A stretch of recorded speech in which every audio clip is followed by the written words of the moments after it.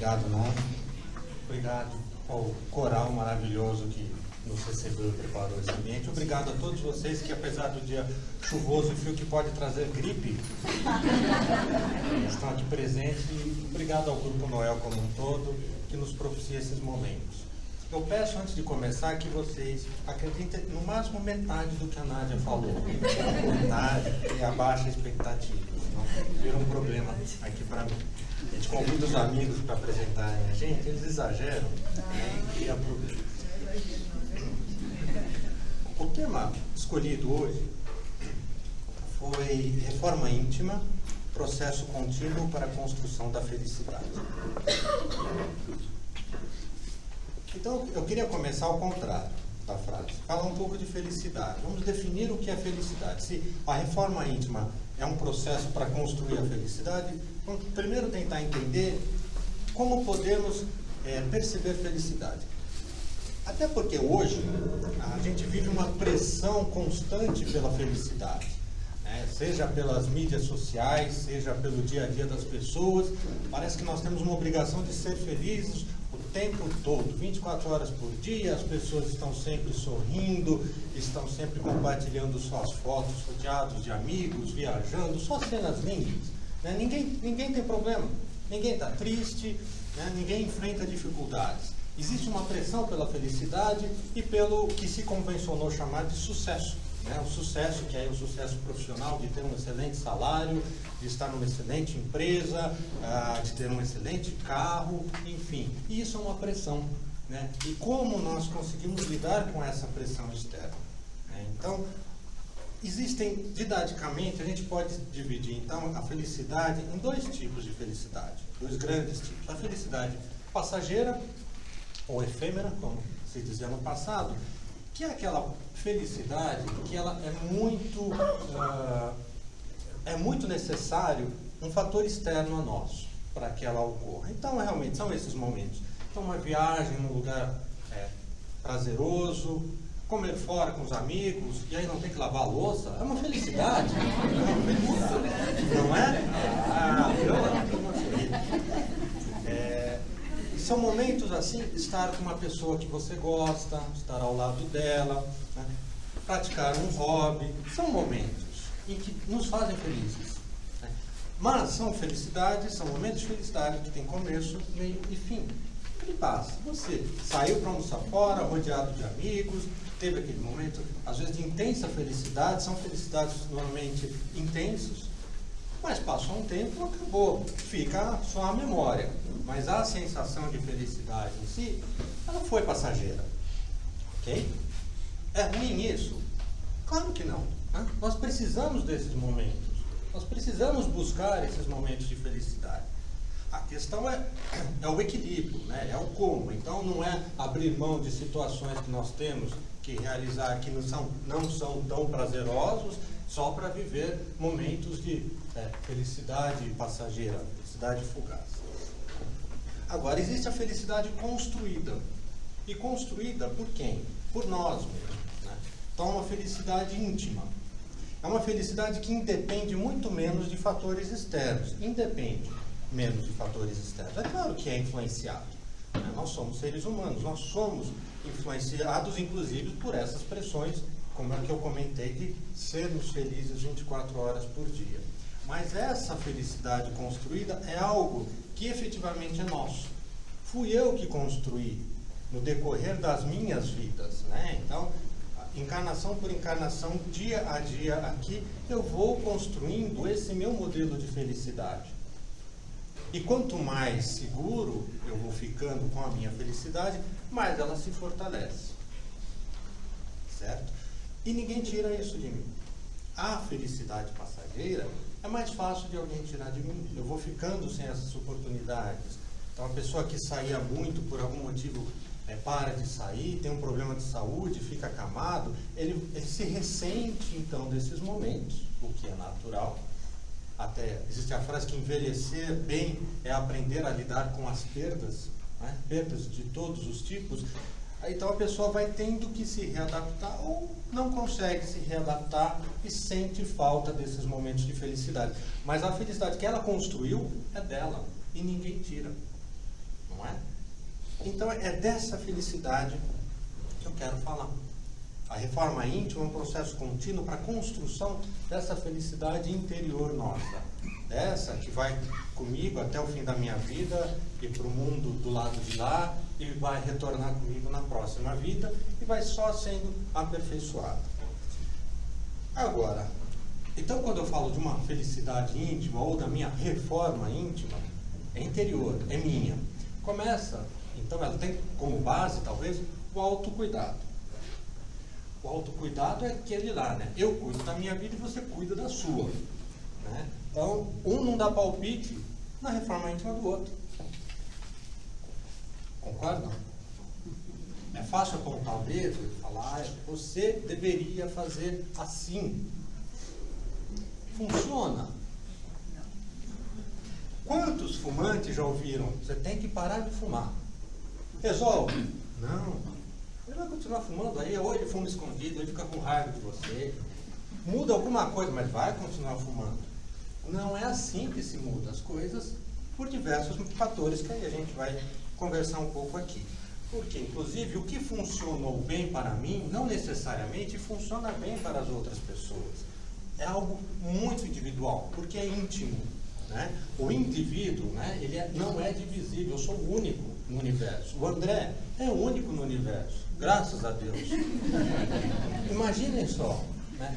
Então, todas as experiências que eu já tive durante todas as minhas encarnações, os meus desejos, os meus anseios, tudo vai sendo construído também durante milênios aí, sei lá quantos anos que nós já existimos, e isso vai nos transformando cada vez mais únicos, mais especiais, mais específicos. Então, é impossível que algo funcione da mesma forma para todos, quando nós estamos falando de questões íntimas.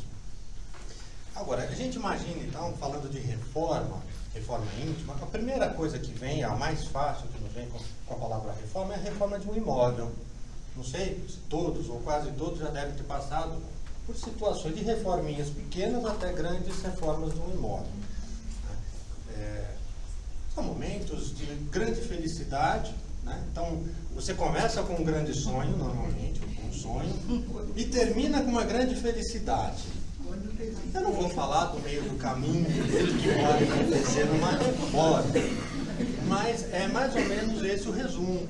Né? Ou você acaba com muita felicidade porque a reforma acabou do jeito que você sonhava, porque ela finalmente acabou. Do jeito que ficou, ficou. Mas acabou, né? Você foi um vitorioso, você viveu uma reforma. E a reforma, ela também é muito individual, a reforma de um imóvel. Vamos pensar uma residência.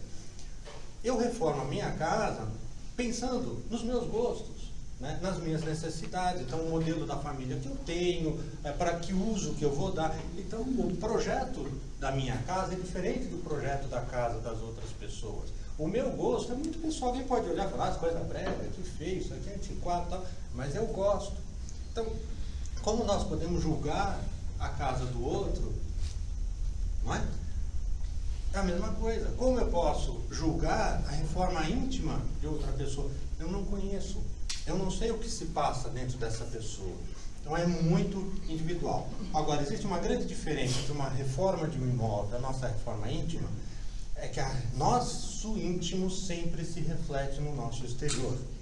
Pelos nossos comportamentos, pelas palavras, pelo modo como eu lido com o mundo ao meu redor.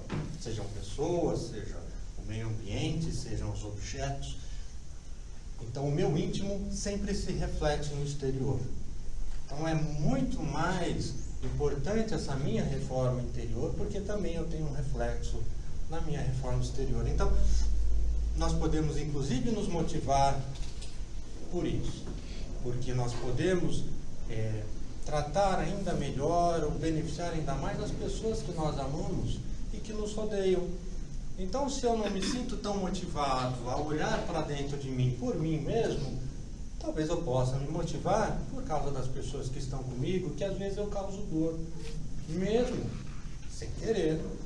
Então, eu posso, muitas vezes, começar por aí.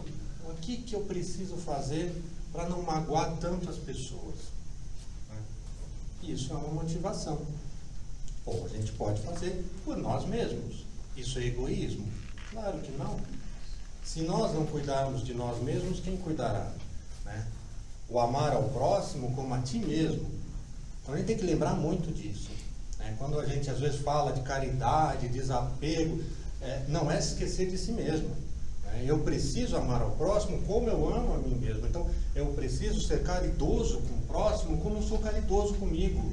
Piedoso com o próximo como eu sou piedoso comigo. Então se eu não quero ver o outro sofrer, eu não quero me ver sofrer. Correto? E isso parece simples, mas é claro, quem que gosta disso? Observamos que não. Muitas pessoas querem cuidar melhor dos outros do que cuidam a si próprios. E isso não é um processo legítimo.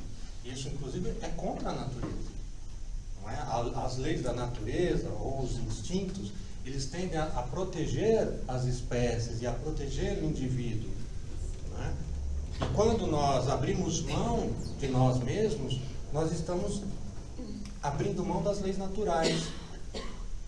E quem criou as leis naturais? Não é Deus? Então, indiretamente, nós estamos indo contra a vontade de Deus ou contra a própria criação. O primeiro passo para uma reforma íntima, vamos falar assim, é excluir a concepção de certo e errado quando nós tratamos de emoção. Porque o íntimo, basicamente, emoções e sentimentos, né? Crenças, valores, emoções e sentimentos. E isso tudo dá continuidade em atos, palavras, comportamentos. Agora, então nós, primeiro, antes de começar a nossa reforma íntima, vamos pensar o seguinte. É errado sentir raiva? É errado sentir medo? É errado ficar triste? Por muito tempo, principalmente as religiões, falavam que sim, você não pode ter raiva, não pode ter medo, não pode. Mas meu Deus, isso vem por algum motivo, em algum momento, aquilo vem de dentro de mim, às vezes vem com intensidade. Então o que eu sou um demônio, um pecador? Porque ele veio, eu não consegui controlar. Então não é errado, é natural. Nós somos seres imperfeitos. Nós somos seres imperfeitos. Essas emoções, esses sentimentos surgem, estão fora do nosso controle. O que está no nosso controle é a continuidade disso. O que eu faço quando eu sinto isso? Eu alimento essa raiva? Eu alimento esse ódio? Ou eu dou um jeito de fazer ele acalmar, substituo, aprendo a lidar com isso? E aí a forma de lidar são variadas. De novo, não tem regra. O que funciona para mim pode não funcionar para o outro. Então, me deu uma raiva tremenda. Vai correr, vai para o Ibirapuera correr, gasta 10 quilômetros lá, volta acabado. A raiva passa. É claro que passa. Está errado? Estou me enganando. Não, não está se enganando. Você percebeu que você não estava... Se você continuasse daquele jeito, você ia agredir as pessoas ao teu lado. Então, o jeito que você encontrou foi esse, gastar energia. É legítimo. Existem, então, diversas formas, mas aí cabe a nós o como eu lido com a continuação disso. Agora, vamos excluir do nosso vocabulário que existe sentimento e emoção certa e errada. Pode existir agradável e desagradável? Com certeza. É desagradável o sentimento, é desagradável sentir raiva. Né? Agora, é agradável sentir serenidade, sentir amor. Isso é agradável. Então, a hora que vem esse sentimento também, o que eu faço? Eu dou continuidade e alimento essas sensações agradáveis ou eu também interrompo? Então, isso está na nossa mão. E aí isso faz parte do nosso processo de reforma íntima. O segundo passo é tentar se conhecer. Essa é a parte mais difícil. Essa é a parte mais difícil. Por dois motivos. Porque é difícil se conhecer intimamente. E dois, porque nós não gostamos muitas vezes de nos conhecer profundamente. Porque nós não gostamos de enxergar quem nós somos em alguns aspectos. Porque nós enxergamos em nós aquilo que nós não gostamos em outras pessoas. E é ruim, é óbvio que é ruim, é desagradável. Então é um processo contínuo. Reforma íntima não tem começo, meio e fim. Não tem. É um processo que você vai realizando e não tem prazo para acabar. Então, encarnações, às vezes a gente suspende um pouco, passa um período mais complicado e abre mão disso, mas a gente também vai comentar sobre isso. Então, quando a gente tenta se conhecer, normalmente a gente faz por comparação, porque é complicado, né? Então, por exemplo, vejam só, a Nádia está com uma blusa azul, certo? O Matheus também está com uma blusa, uma camiseta azul. São a mesma cor? Não. Então você pode falar que não, se um é azul, o outro não é azul. E tem essa parede que também, para mim, é azul, né? Ainda tem o pessoal. E também que não é igual às outras duas cores. Então, ou alguém está mentindo e só um é azul, ou o azul, como todas as cores, tem nuances diferentes. Então, quando eu tento me analisar, eu faço por comparação. Então, eu sou uma pessoa orgulhosa ou humilde? Não sei. Como que? O que é ser orgulhoso? O que é ser humilde? Aí você acaba se comparando. Você se compara normalmente com a média. Isso inconscientemente. Nem precisa ser conscientemente. Você acaba se comparando com a média das pessoas. Por isso que o grande erro é tentar se comparar com ele. Falar, mas Jesus foi o exemplo. Ele é um mestre. Ele é o espírito mais evoluído que já pisou encarnado sobre a Terra. Tá? Então, ele pode ser a nossa meta. Eu não sei. Eu não traço Jesus como meta para mim. Está muito distante. Tem pessoas, né, mais abaixo, fica mais simples, senão desanimam.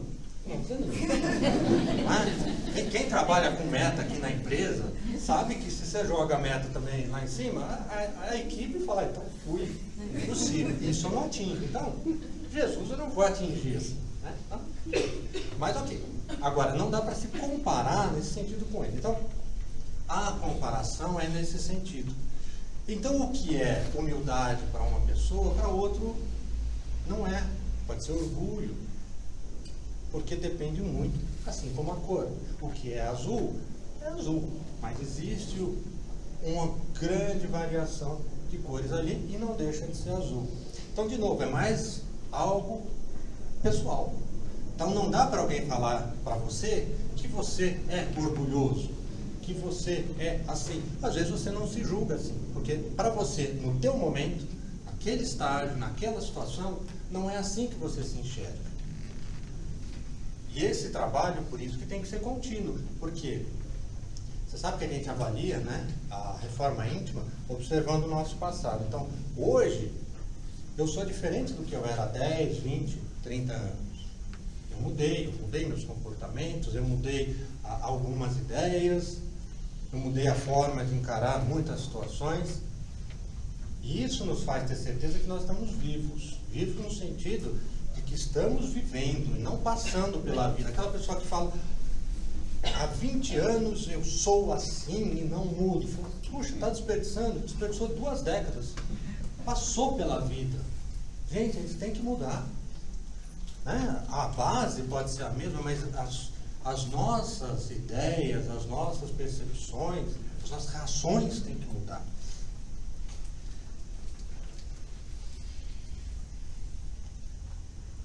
E mesmo quando então a gente fala dessa questão, né, de comparação, novamente, o que é certo para um pode não ser certo para outro. Aí tem um exemplo da poesia, eu não sei se vocês conhecem a história da poesia Expressão Maior, do Noel Rosa, que na ocasião os doutores da lei da vida moderna questionaram como que um sambista podia falar de evangelho, né?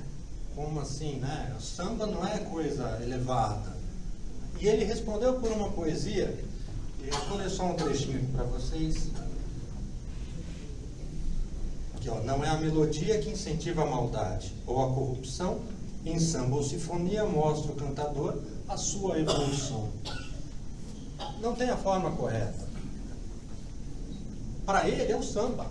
Porque ele gosta do samba, porque ele aprendeu o samba, porque ele viveu o samba, então ele vai continuar expressando os sentimentos dele por meio do samba. e nos toca fundo o coração. Não é? Se alguém aqui não gosta do Noel Rosa, puxa, acaba, é a cara do Grupo Noel, essa alegria, a música que nos recebe é sempre uma música para cima. Existe o jeito dele. Então não há um jeito único para se fazer esse tipo de coisa. E quando nós começamos a observar para dentro de nós, existem níveis que nós vamos descendo. Todos nós formamos intimamente uma rede de proteção. Porque, de novo, voltando aos nossos instintos de sobrevivência, naturalmente, nós não queremos sair de zonas de conforto, porque nós estamos protegidos, ou nos sentimos protegidos nessa zona de conforto. Então a gente monta dentro de nós uma rede de proteção, que essa rede de proteção, o que ela é constituída? De padrões, de crenças, de automatismos, de valores. Então são formas que nos protegem. Então eu sou assim, eu acredito nisso, assim, eu não mudo, né? São crenças, são automatismos. Aquilo nos protege, porque garante que eu vou estar sempre ali na minha zona de conforto. E essa rede de proteção, ela é muito sólida, ela é muito firme. Então tem questões, quando a gente olha para nós mesmos, que são mais sutis, que estão acima disso, não foram tão consolidadas, que são são mais fáceis de serem mudadas. Agora, aquilo que já se formou uma rede, é difícil desatar um nó, é doloroso. E normalmente, quando nós nos propomos a desatar um desses nós, são aqueles momentos difíceis da nossa vida, que aí nós estamos abrindo mão de valores, de crenças, de padrões, às vezes padrões familiares. Então, são questões que ficaram consolidadas e que a gente observa que, puxa, isso não está me fazendo bem. Mas, puxa, há 20, há 30, 50 anos é assim, mas agora eu me dei conta que ou nunca me fez bem, ou nesse momento eu mudei. E eu quero mudar isto também. E aí é mais difícil. Então, existe essa rede de proteção. E essa rede, ela é muito interessante, porque ela, inclusive, nos sabota. Porque ela é tão consolidada que ela nos impede de enxergar corretamente para dentro de nós. Nós olhamos para essa rede e temos certeza que aquilo é a mais pura verdade. Acreditamos que aquilo nos dá segurança e que nós, se abrirmos mão daquilo, nós sofreremos, nós nos colocaremos em risco. Então, quando as pessoas falam que nós nos sabotamos, muitas vezes é por isso. A pessoa não percebe que ela está se sabotando, porque ela está confortável, seguramente colocada na sua rede de proteção. Dá para culpar uma pessoa por isso? Claro que não. Então, quando a gente começa a fazer reforma íntima ou compreender o nosso processo de reforma íntima, fica ainda mais fácil nós entendermos por que não podemos julgar as outras pessoas. Porque eu percebo em mim situações que, puxa vida, quem está olhando de fora não é capaz de me compreender ou de me entender. Por quê? Porque não percebe tudo isso que está consolidado dentro de mim. Então, quem olha de fora pode me julgar. E vai julgar de forma errada. Eu começo, então, a trazer para mim essa mesma situação. Quando eu olho as outras pessoas, com suas reações, com suas atitudes, eu percebo que não cabe a mim julgar. Eu não sei o que há dentro dela. Eu não sei a sua história. Eu não sei o quanto ela já está tentando trabalhar isso lá dentro e está doendo. E se eu apontar o dedo para ela, eu vou colocar o dedo na ferida. Quer dizer, eu vou estar ajudando? Claro que não. É uma tortura, né? É uma tortura nesse caso. Então o julgamento é o crime, é tortura. Quando nós julgamos, apontamos o dedo e falamos, você é assim, você faz daquele jeito, não está errado, nós não gostamos que isso aconteça conosco. Então não podemos fazer com os outros. Uma vez que a gente mais ou menos identificou, então, gente, é um processo contínuo. Eu nunca faço um mapeamento completo de como eu sou. A gente vai sempre avaliando e vai descobrindo coisas novas de acordo com o tempo. O terceiro passo é avaliar o que nós realmente estamos dispostos a nos modificar. Nós não vamos modificar tudo que nós identificamos que é necessário modificar de uma única vez. Não dá. Não damos conta. Não damos conta. Aí é sofrer. Aí é causar sofrimento. Isso não é construir felicidade. Porque para eu construir felicidade, eu tenho que ter certeza de que eu vou dar conta de fazer isso que eu estou fazendo. Eu vou devagarinho, eu vou no meu passo. Há momentos da minha vida que eu consigo acelerar mais, há outros momentos que eu preciso tirar um pouco o pé. E há uma expressão muito interessante que diz que há cães que, quando adormecidos, não merecem ser despertados. O que significa? Que tem situações dentro de nós que ou nessa vida, ou em outra vida, foi uma experiência tão desagradável e tão forte que causou aquela mágoa, aquele nó na rede. Em algum momento eu vou ter que mexer nele, mas não precisa ser nessa vida. Mas em algum momento eu vou ter que mexer nele. Mas eu sei que quando eu mexer nele, vai me causar novamente dor. Eu vou sentir novamente, eu vou reviver alguma situação. Então, às vezes não é um momento. E nós temos que ter ciência disso. Então, as situações que a gente olha e fala, não é o momento. E é legítimo. Não vamos sofrer por isso. Eu não tenho coragem ainda de superar, né, de tentar superar. Até porque a palavra superar é muito forte. Né? A perda de um parente, alguma coisa assim, falar, eu superei. Eu não sei se a gente supera ou se a gente aprende a viver com. É diferente. Então, a perda de um filho, né, situações muito difíceis na nossa vida, passa 2 anos e fala, eu superei. Não sei. Não precisamos nos enganar. Eu aprendi a lidar com isso. Hoje eu vivo bem essa situação. Hoje eu já não acordo chorando. Hoje eu já não sinto tanta falta. Eu aprendi a viver. E não é porque somos espíritas, não sei se todos aqui são, mas não é porque temos o conhecimento da doutrina espírita que nós não temos o direito de ficar tristes. A pessoa faleceu, alguém desencarnou muito próximo. O que a doutrina espírita nos permite é entender que ele continua vivo e que tudo tem a sua razão. Então ela me facilita a aceitação e não a revolta pela perda da pessoa. Eu aceito. Mas eu não posso ficar triste? Por favor, aceite que a tristeza vem novamente, ela não é errada. Ela veio, eu fiquei triste. Puxa, eu amo essa pessoa, eu vivi há anos do lado dela e ela se foi. Aquela sensação de que amanhã ela não está aqui fisicamente, eu não vou poder conversar, abraçar. Isso me traz tristeza. Tudo bem. Aí nós vamos aprendendo a lidar com isso e supera. Agora, está errado, falou, cadê a sua fé? Fala, ela está aqui dentro de mim, ela continua, eu sei que ele desencarnou e continua vivo do lado de lá, e se ele desencarnou, tinha algum motivo que eu posso não compreender, mas existia. Eu aceito que isso existe, eu aceito que Deus sabe o que faz, muito mais, obviamente, do que eu, que estou enxergando um pedacinho da história, mas mesmo assim, eu fico triste. Então, esse terceiro passo de avaliar o que nós queremos modificar é o mais importante. Porque às vezes a gente põe em cima da mesa e fala, nossa senhora, olha como eu sou. Podemos desistir de fazer qualquer coisa, porque é tanta coisa a ser modificada. É a reforma da casa.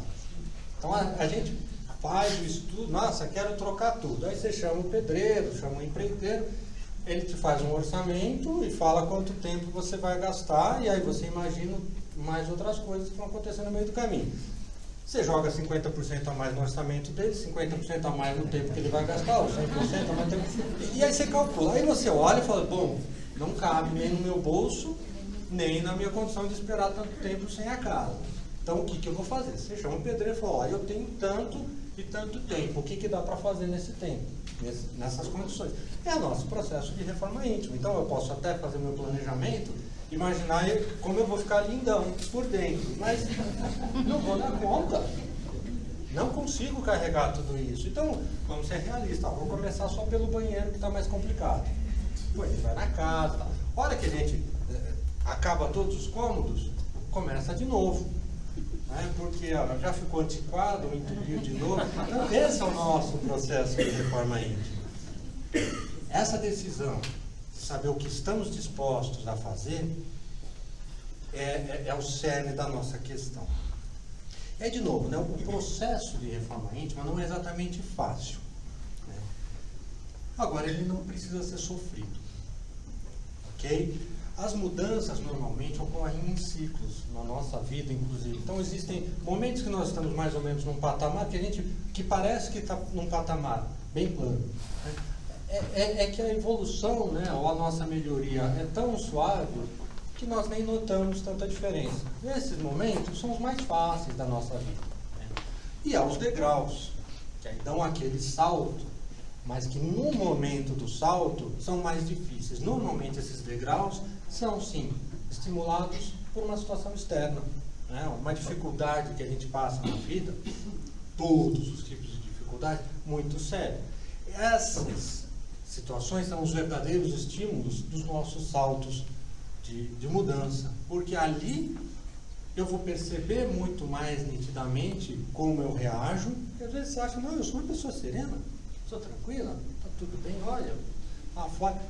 Aí vem algo que te tira do centro, você reage de uma forma, agride todo mundo, fica doente, não é? Quer chutar tudo, trabalho, eu quero ir embora, aí você se dá conta. Eu me julgava, mas pessoa centrada, serena, equilibrada, eu não sou. E aí nesse momento, então, você tem mais ferramentas para fazer essas modificações internas. E são os avanços maiores, que é normalmente quando a gente mexe na nossa rede de proteção. Então, quando nós reagimos de uma forma mais intensa, é porque mexeram na nossa rede de proteção. Nós nos sentimos ameaçados, nós sentimos que mexeram naquilo que nós realmente acreditamos, ou acreditamos que nos protege. E aí nós reagimos de uma forma intensa. Cabe a nós, nesse momento, de repente, aproveitar. Já vou aproveitar. Quer que está difícil? Então vou tentar mexer. Vou tentar me tornar uma pessoa diferente, uma pessoa melhor, depois que passar todo esse furacão. E esse momento é que mais complexo, mas não precisa ser sofrido, né? Na Páscoa agora, o Papa Francisco, na sua missa, ele fez aliás, o Papa Francisco é uma pessoa muito interessante, né? Ele faz alguns comentários muito interessantes. E ele falou que nosso Deus é o Deus das surpresas. Ele falou isso pela situação de Jesus, que morreu, foi colocado na gruta e ressuscitou, né? Ou renasceu, ou ressurgiu para os homens. Então, na visão deles, o corpo voltou a ter vida, o corpo orgânico. Nós entendemos que o corpo orgânico já tinha morrido, mas Jesus reapareceu às pessoas. Então, Deus é o Deus das surpresas. E muitas surpresas acontecem no nosso dia a dia, segundo o Papa. E aí, o interessante é que ele pergunta o seguinte: o que eu estou fazendo? O que você está fazendo diante dessas surpresas? Como nós reagimos? Porque quando Jesus reapareceu, cada um reagiu de um jeito. As mulheres, como são chamadas, a Bíblia não é machista, né? São as mulheres. As mulheres reagiram correndo para dar a notícia, acreditaram que ele tinha ressurgido. Outros não acreditaram, precisaram ver as chagas na mão de Jesus.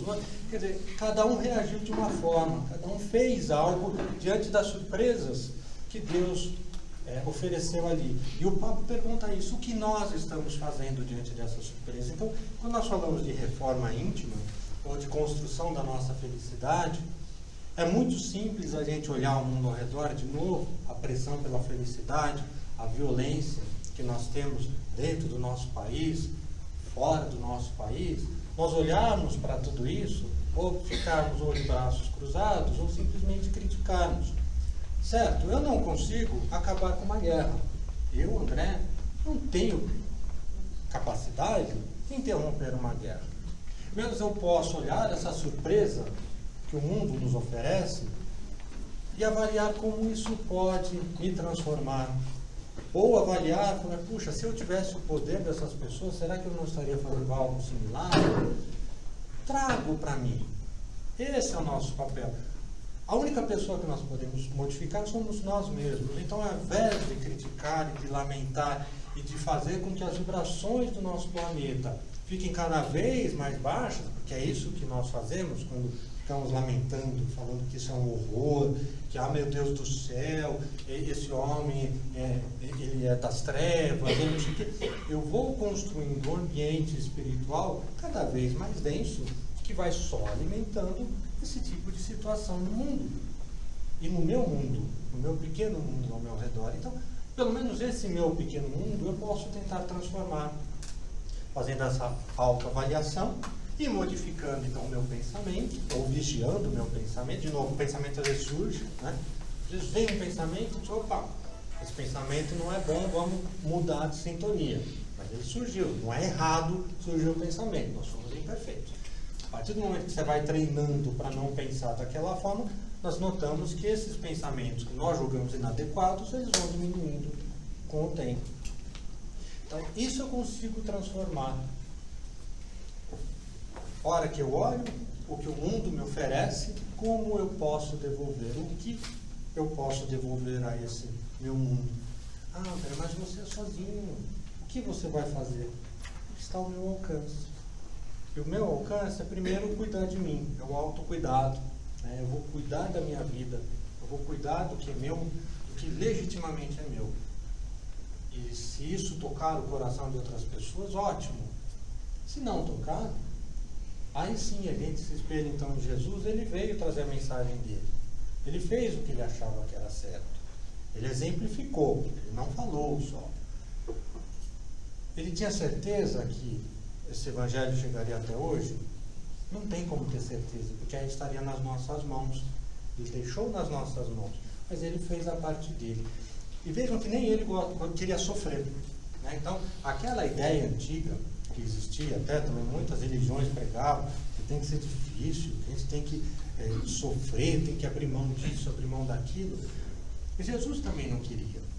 Né? Lembrar a passagem da Bíblia, às vésperas dele ser preso, que ele conversa com Deus, que ele pede para que, se fosse possível, afastasse dele aquela situação, afastasse dele aquele cálice, mas que fosse feita a vontade de Deus e não dele. Então o que ele pede ali? Ele falou, olha, ok, eu sei que eu vou ser preso, torturado e crucificado, que essa vai ser a melhor maneira de fazer propagar o meu evangelho sobre a terra. Porém, se houver outra forma, menos dolorosa, por favor, vamos trocar. Né? Ele não buscou o sofrimento. Ele entendeu que aquela dor seria importante, mas ele não quis.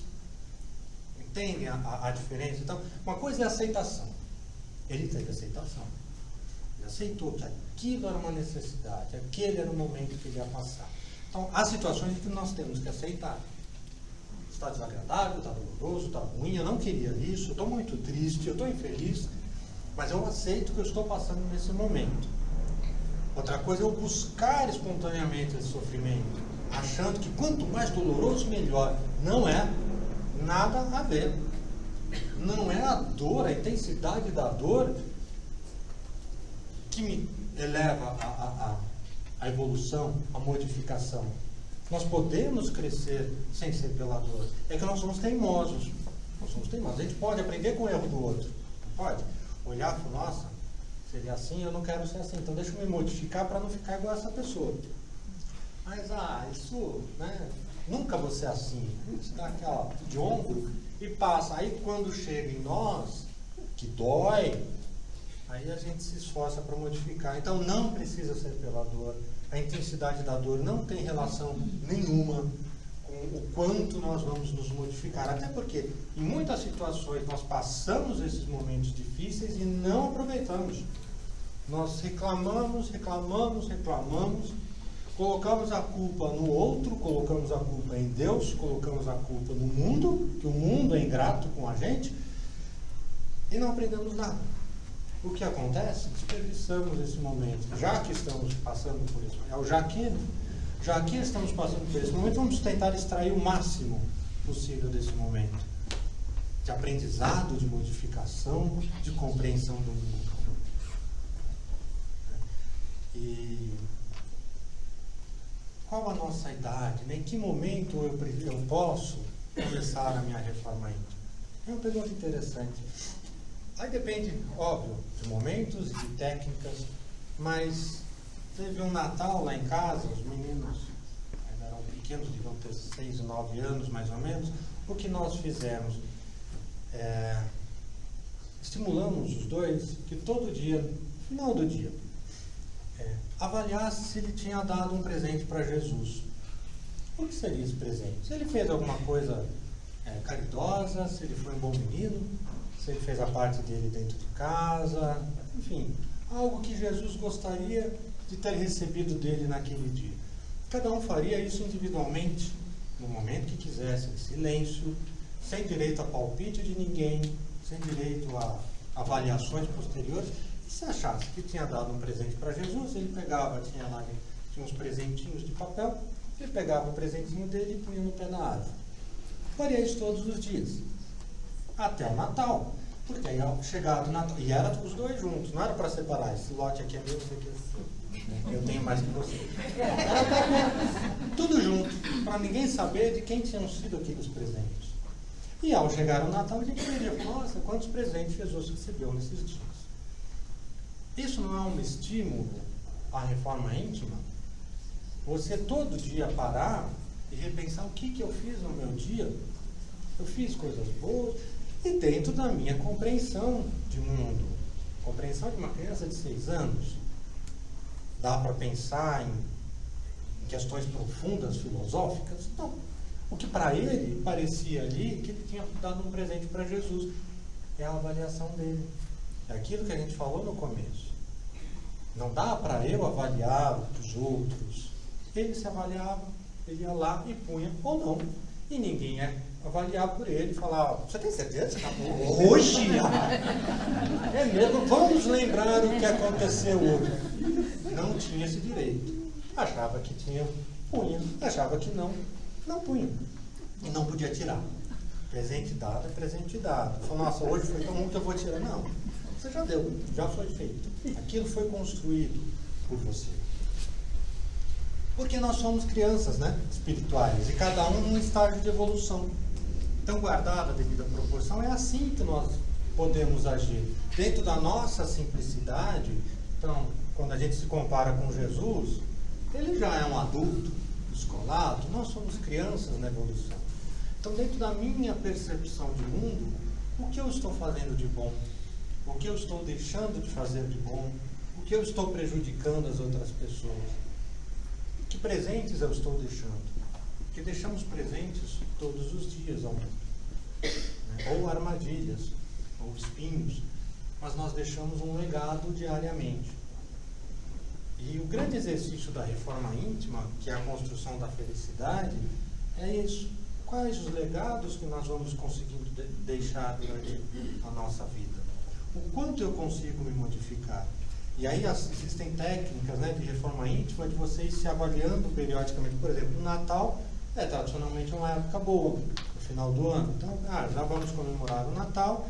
Então, deixa eu pensar o que eu fiz esse ano. O que eu me planejei, o que eu me modifiquei, o que foi que saiu certo, o que não saiu certo.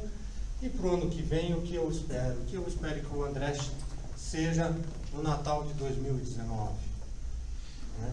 Então, essas são metas de um ano que a gente consegue fazer. Existe a técnica da caderneta, né, que você pode anotar todos os dias se algo aconteceu durante aquele dia, como você reagiu, porque quando você expressa, você enxerga melhor, e daqui um ano você pode pegar aquele seu caderninho e repassar e olhar e falar, nossa, eu continuo agindo igual, ou não, caramba, olha só como eu me modifiquei nessa questão, que legal.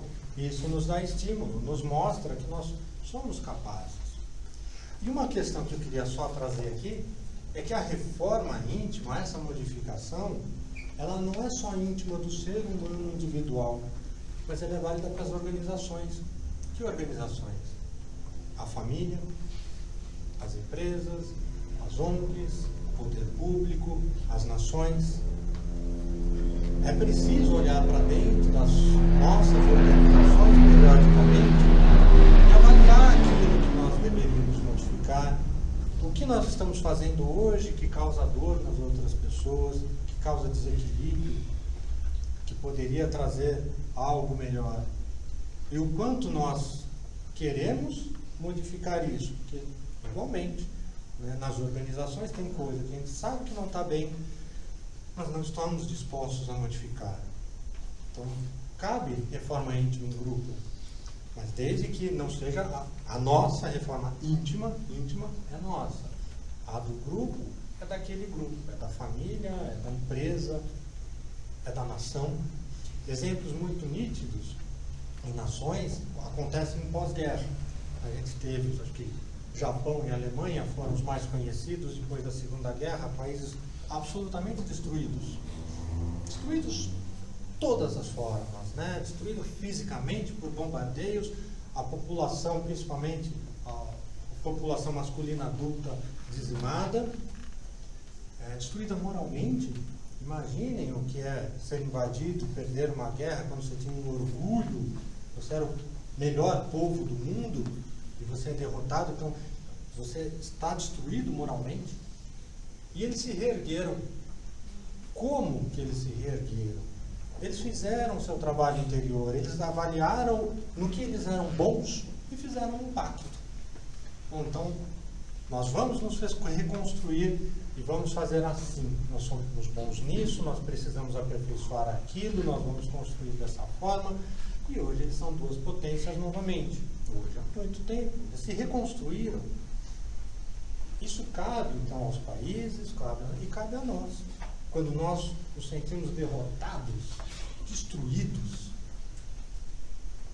para, respira, reflete, avalia no que eu sou bom. Então, às vezes, é mais importante no nosso processo de reforma íntima olhar as nossas virtudes, ou aquilo que nós achamos que nós estamos bem, do que olhar aquilo que deve ser melhorado. Às vezes, nós precisamos disso.